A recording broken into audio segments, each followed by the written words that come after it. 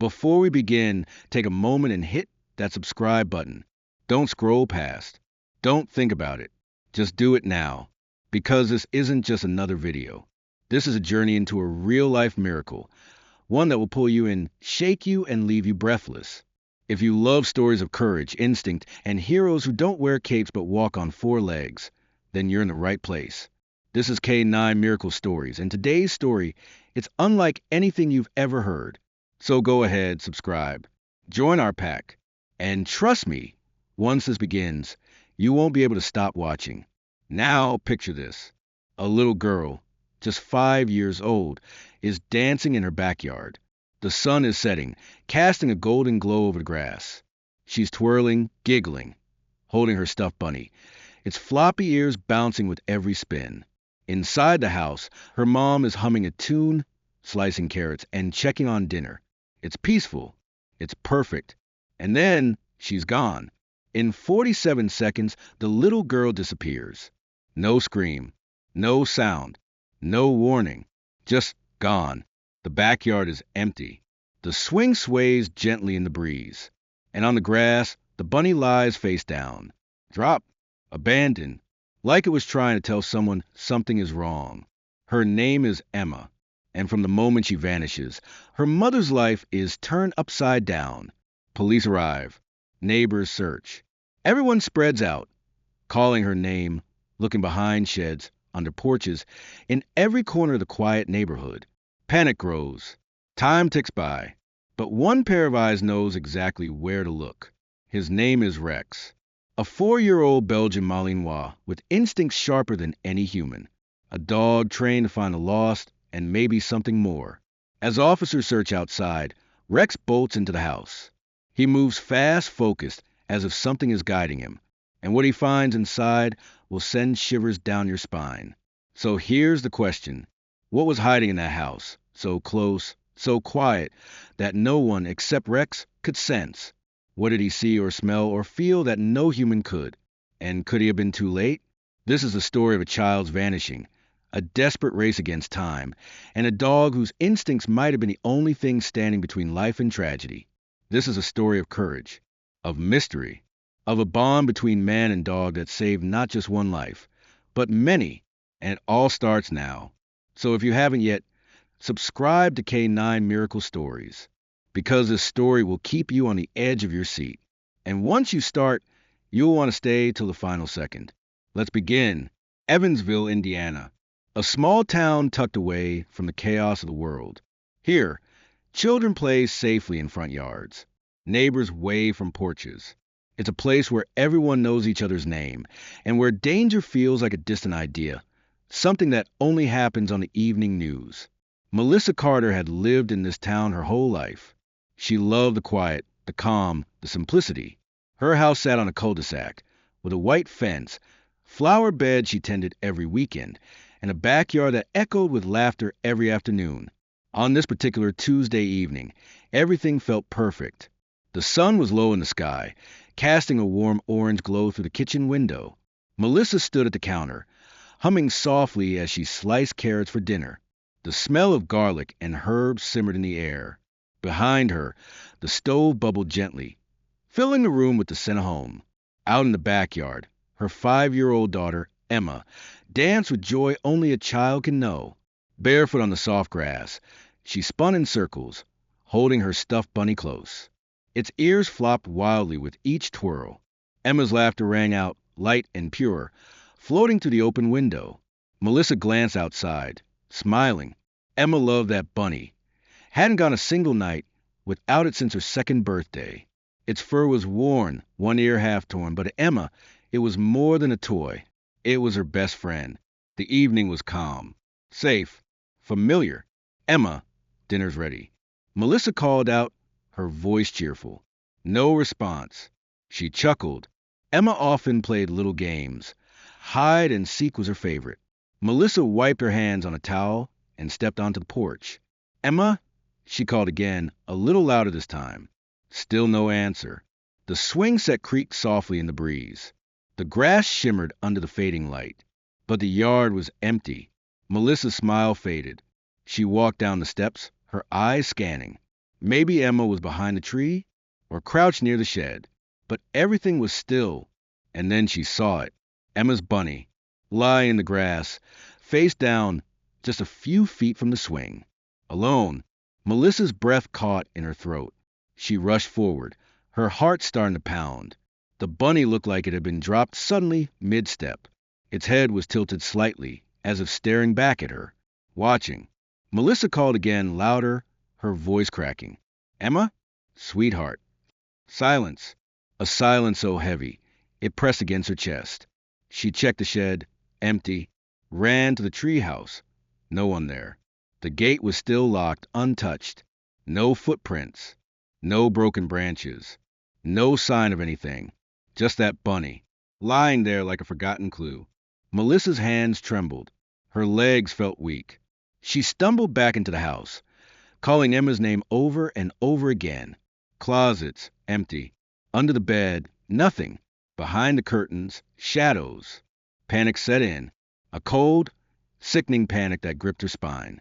She grabbed the phone, her fingers shaking as she dialed 911. "My daughter's gone," she whispered, her voice barely holding together. "She was right here. Just a minute ago. I don't know where she went." The operator stayed calm, asking questions, trying to guide her. But Melissa's world was spinning. How could a child vanish in 47 seconds? No scream, no sign, just gone.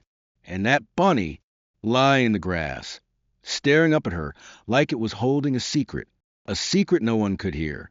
Something wasn't right. Something was terribly wrong. And the nightmare had only just begun. The moments after Emma disappeared felt like a blur, fast, chaotic, and terrifying. Melissa stood in the backyard, clutching Emma's bunny in her hands. The one soft fur felt cold, lifeless. Her heart pounded in her chest, loud and uneven, drowning out every thought. She looked around again, praying her eyes had missed something. A shadow, a movement, anything. But there was nothing. The backyard, once alive with laughter, now stood still. The swing swayed gently, untouched. The sun was slipping lower in the sky, and with every passing second, Melissa's fear grew.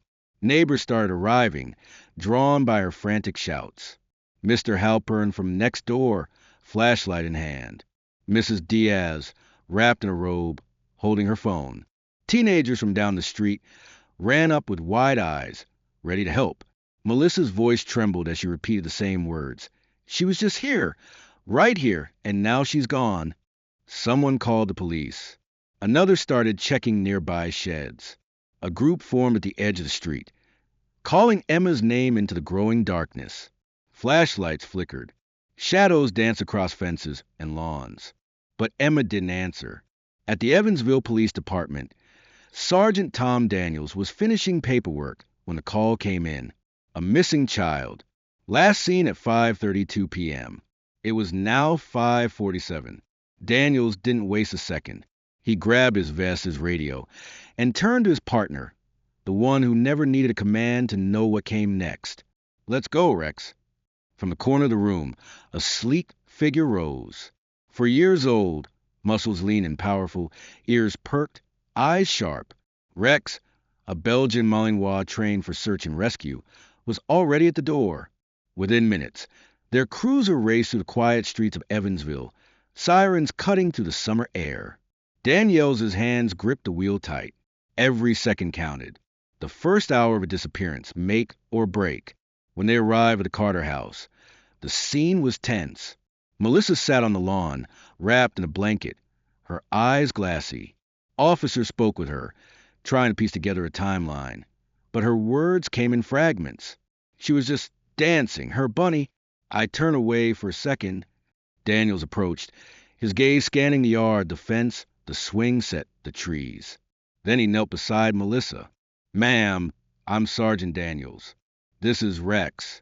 He's here to help find your daughter." Melissa looked up, her eyes full of fear, and handed him the bunny. She loved this. She had it with her. "I found it on the grass." Daniels nodded and held the bunny out to Rex. "Find her," he said softly. Rex sniffed the bunny, letting out a low whine. His body tensed, and in the next breath, He was moving. Daniels expected him to search the yard first, check the gate, the fence line, the flower beds. But Rex didn't hesitate. He bolted straight into the house. Melissa gasped, "Wait, we already searched inside." "She's not in there." But Rex didn't stop.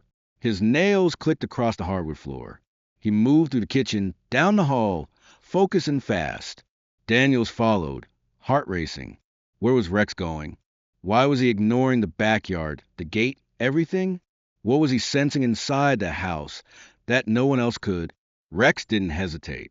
His body moved with purpose, like he wasn't just following a scent, but chasing something more, something unseen.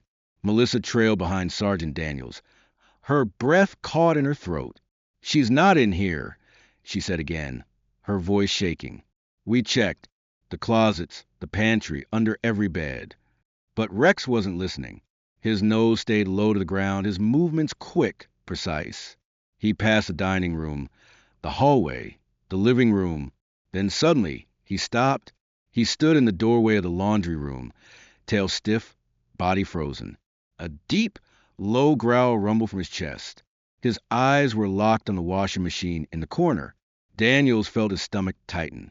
"Has anyone checked in here?" he asked, glancing at Melissa. She looked confused. "No. Why would she? It's just laundry." Her voice trailed off, eyes widening. Rex stepped forward, teeth bared slightly, and pawed at the washer's door. The sound echoed, sharp and jarring. Daniels crouched beside the machine. It was a front-load washer, sleek, new, and sealed shut. "Is this washer running?" he asked, trying to keep his voice calm. Melissa blinked, her face pale. I don't think so. I did laundry earlier. Some towels." Rex barked, loud, urgent, and desperate. Daniels tried the latch. Locked. He looked through the glass. But the drum was dark, damp, spinning just enough to blur whatever was inside. He called for backup. "Get me tools, now." Moments later, officers burst in with a pry bar and bolt cutters. Melissa sank to her knees, tears running down her face. "Please, please, no," she whispered. Daniels gritted his teeth and wedged the tool into the door. Metal groaned. Then, with a sharp crack, the lock gave way.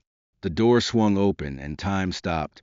Curled inside, soaked, motionless, was Emma, her tiny arms wrapped around the bunny.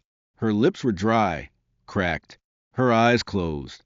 But then Daniel saw it, the faintest rise and fall of her chest. "She's alive," he shouted. "Get medics, now." Paramedics rushed in. Oxygen, blankets, a stretcher. Melissa cried out and tried to reach her daughter, but officers held her gently, guiding her aside so medics could work. Emma was lifted from the drum, her body limp but breathing. Melissa reached for her hand, whispering her name over and over, like a prayer. Rex stood nearby, quiet now, watching, his eyes calm, knowing. Daniels looked at him, his voice barely a whisper. You knew exactly where she was." He knelt beside Rex and gently ran his hand over the dog's head. "You just saved her life." Outside, the ambulance pulled away, sirens cutting through the dusk. Melissa rode with Emma, never letting go of her hand. Inside the house, Daniels remained still, staring at the washer, his mind racing. Emma had climbed inside for hide and seek. The door had shut, the auto lock engaged. The heat had built quickly. 2 more minutes, and she might not have made it. But somehow, Rex had known. Was it just scent, training, or something no one could explain? Daniels didn't have the answer. But one thing was clear. Rex wasn't just a dog. He was something more. The ambulance raced through the streets, lights flashing, sirens piercing the air. Inside, Melissa sat beside Emma, holding her tiny hand in both of hers. She couldn't stop staring at her daughter's face, pale, damp, but alive. Emma's breathing was shallow, her body wrapped in warm blankets, an oxygen mask covering her mouth and nose. Melissa kept whispering her name. "Emma, Mommy's here. I'm right here." She couldn't believe this was real. Just an hour ago, her world was normal. Dinner on the stove, her daughter dancing in the backyard, And now this, her mind flashed back to the washer, the dark glass, Emma curled up inside, barely breathing, the way Rex had barked, desperate, clawing at the door. That dog had saved her daughter's life. And Melissa knew, without Rex, Emma might never have been found. Not in time. At the hospital, doctors and nurses moved quickly. Melissa waited outside the room, arms wrapped tightly around herself. Emma's bunny clutched to her chest. Its fabric was soaked, one ear torn, but she couldn't let it go. Hours passed. The waiting room was quiet, except for the sound of a vending machine humming and distant footsteps echoing through the halls. Melissa didn't touch the coffee someone gave her. She just sat there, staring at the floor, praying. Every minute felt like forever. Then, finally, the door opened. A nurse stepped out, smiling softly. Behind her was Sergeant Daniels and Rex. Melissa stood up, so quickly the coffee spilled on the floor. She's stable, the nurse said. Dehydrated, overheated, but she's awake, and she's asking for you. Melissa didn't wait. She rushed into the room, tears falling freely. Emma lay in the bed, tiny and fragile, but her eyes fluttered open when she saw her mother. Mommy! Her voice was barely a whisper. No Rex, no second chance, just silence. That day shattered him, sent him spiraling into a fog of guilt, alcohol, and despair. He lost his family, almost lost his job, lost himself. And then came Rex, not just a K9 partner, not just a rescue dog, but the lifeline Daniels never expected. The reason he got up in the morning, the reason he was still standing. Tonight, watching Rex find Emma, it felt like fate, like a loop closing, a wound reopening. How had Rex known where she was? Was it just training sent instinct? Or something deeper, something no one could explain? Daniels couldn't stop wondering. Was Rex carrying part of Lily's spirit? Was this more than just another case? He reached into his wallet and pulled out a worn photo. Lily, smiling in a pink dress, holding a small stuffed bear. He kept that photo with him always. Tonight, he added another to his wallet. A new photo.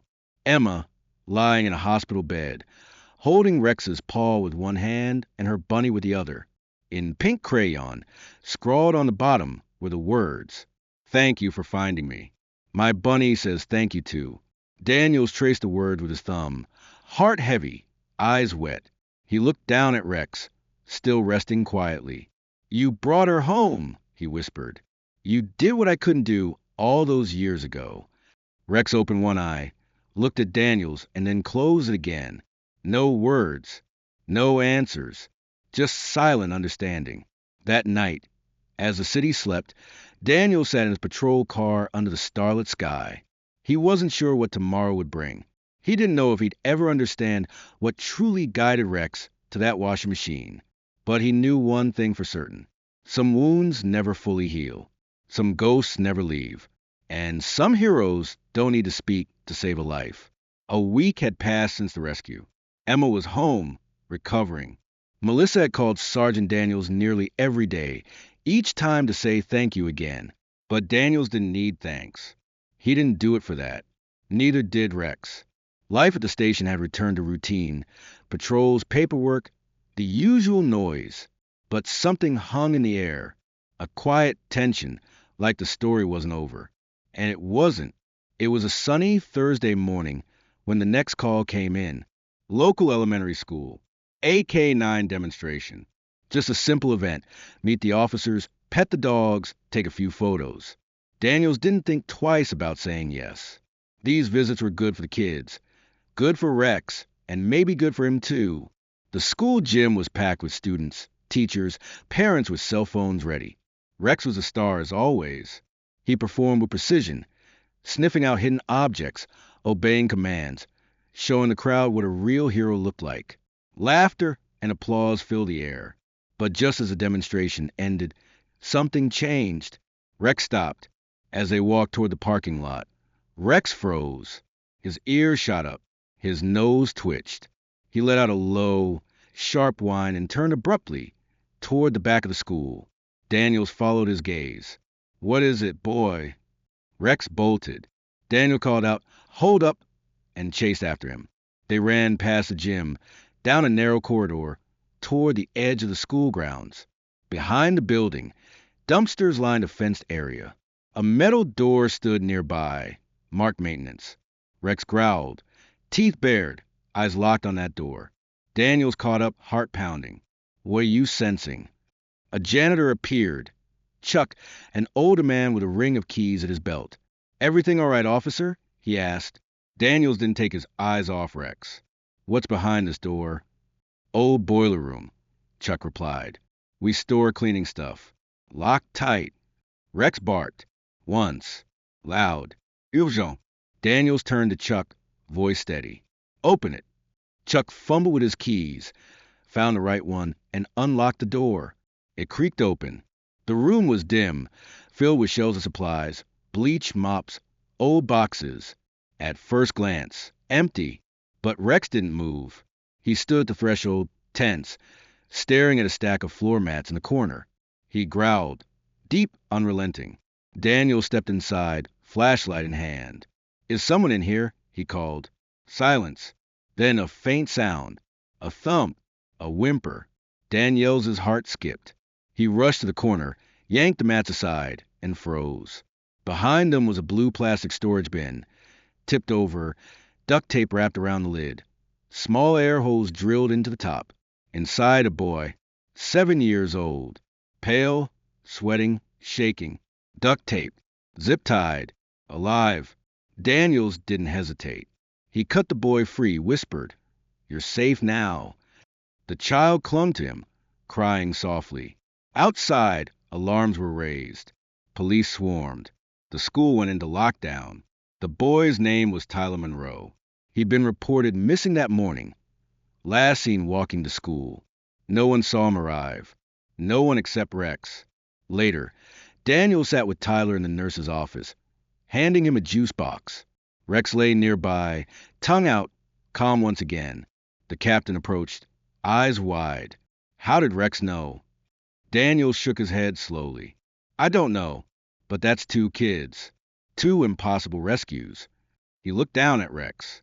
"Are you just a dog, or are you sensing something the rest of us can't?" Tyler drew a picture with crayons. Rex, standing tall like a lion, wearing a cape. On the top, in shaky letters, it read, "Rex the Super Dog." Daniels pinned it to the station wall, right beside Emma's note. The legend of Rex was growing, but Daniels couldn't shake the feeling. Something bigger was happening. And this was just the beginning. The next morning, Sergeant Daniels stood at the bulletin board in the precinct, staring at 2 photos pinned side by side. On the left, Emma Carter, smiling weakly from her hospital bed, clutching her bunny in Rex's paw. On the right, Tyler Monroe, wrapped in a blanket, holding a crayon drawing of Rex in a superhero cape. 2 children, 2 rescues, 2 impossible situations, and 1 dog who found them both. Daniel sipped his coffee, now cold, barely noticing. He couldn't shake the unease building inside him. These weren't just lucky breaks. This was something else. He replayed the events in his mind. The washing machine, the storage bin, the locked doors, the tight spaces. Both children had vanished without a trace. Both had been found just in time. And in both cases, Rex had known exactly where to go. The question gnawed at Daniels, refusing to let go. How? Was it scent? A noise? A clue no one else noticed? Or was Rex seeing something beyond what anyone could explain? Daniel sat at his desk, files spread out before him. He reviewed every detail. The times, the locations, the patterns. And then he noticed something. Both Emma and Tyler had gone missing near Daniel's old neighborhood. The same trailer park where his daughter Lily had died 12 years ago. The same streets. The same familiar corners.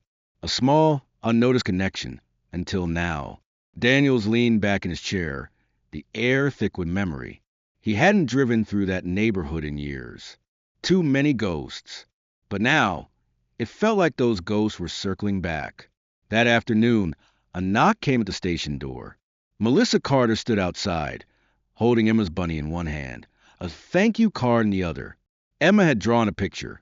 Rex with angel wings, standing on a cloud, smiling.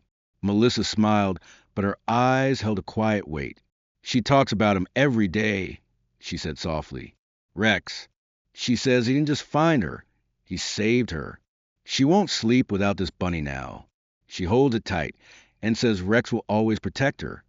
Daniels nodded, heart heavy.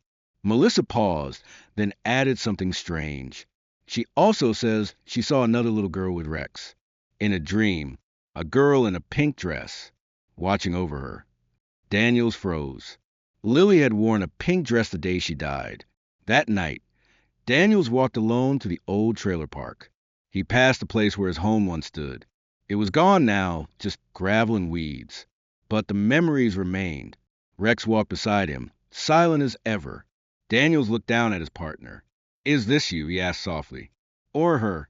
Rex stopped, sniffed the air, and stared into the darkness. Daniels didn't expect an answer. He just needed to understand. The story was spreading fast. Hashtag Rex the Rescuer was trending again. News outlets called him a miracle dog. Strangers sent letters, drawings, and messages from around the world. But for Daniels, the spotlight didn't matter. What mattered was his question. Were these rescues just the beginning of something much larger? And if so, what was coming next? Tried to escape through a window. Daniels charged. Freeze! Riker turned, sneering. Well, hell, Daddy Daniels. Thought you were dead. Daniels tackled him hard, cuffed him to the floor. His voice was cold. Steady. You're done. Riker laughed bitterly. Still chasing ghosts? Daniels didn't answer. He didn't need to. Outside, medics checked the children. Officers dragged Riker to a cruiser. The scene was under control. But Daniels' hands shook. This wasn't just another rescue. This was facing the man who helped destroy him, and realizing that the past was no longer in control. Daniels knelt beside Rex. You stopped him, he whispered. Again. Rex looked up, calm and sure. Another rescue. Another child safe. But the past? It wasn't finished yet. The skies over Evansville were calm at dawn, but by mid-afternoon, the air had shifted. Dark clouds rolled in like a warning. The wind picked up, sharp and restless. Every local weather station blared the same message. Tornado watch in effect.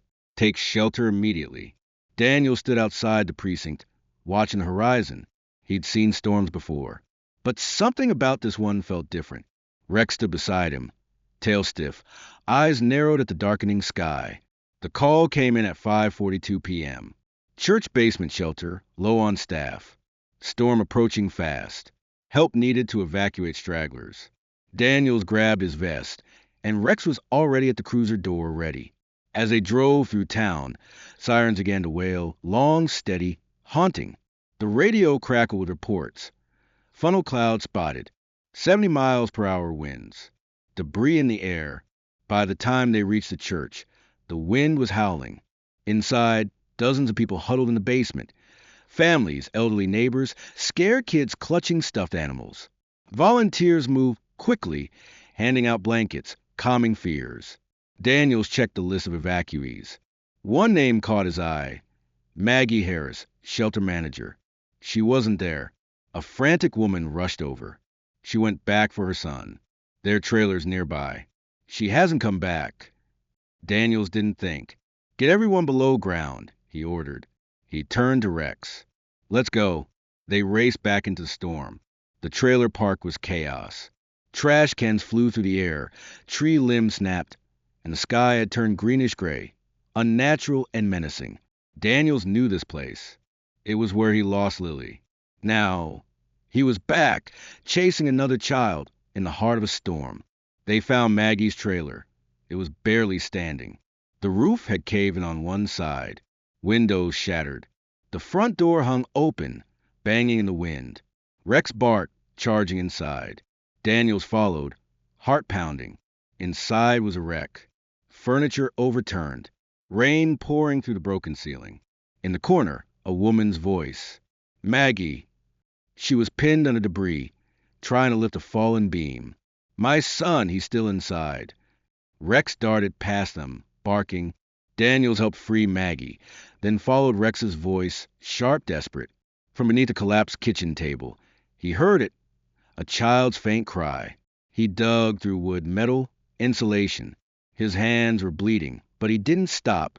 Rex barked louder, pawing at the wreckage. Finally, he saw him. A boy, barely 4, covered in dust, crying, alive. Daniels pulled him free, shielding him with his body as more debris crashed down.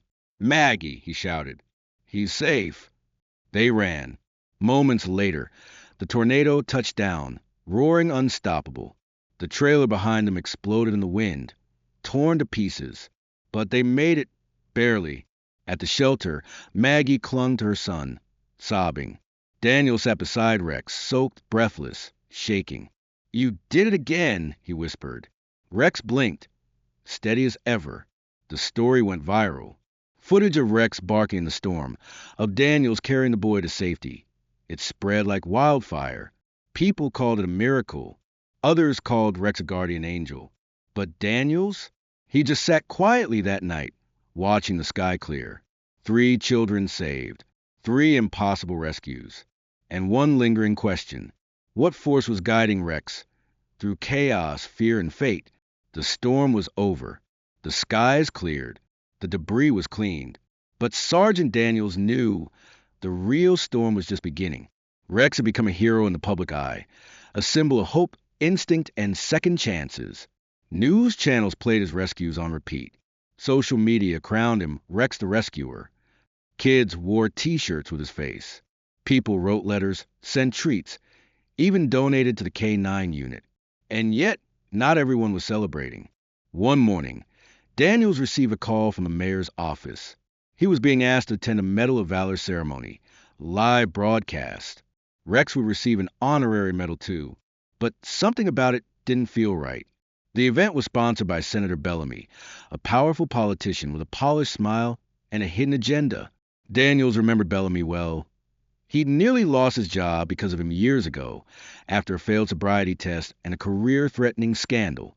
Now, Bellamy wanted to use Rex's fame for political gain. Daniels wasn't sure he could stomach it. At the press conference, lights flashed, cameras rolled.